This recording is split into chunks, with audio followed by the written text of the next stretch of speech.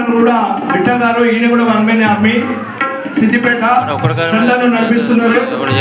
వారికి సన్మానం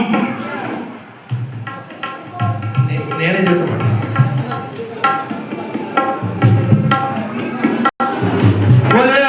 మెహర్ బాబాకి తర్వాత మంగళపల్లి నుంచి కొత్తగా ఎన్నికైనటువంటి సర్పంచ్ అమ్మ వచ్చింది.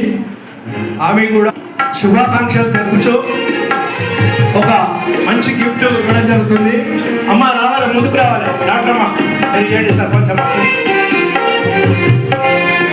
అమ్మ రామ్మ రామ్మ లేట్ అయింది.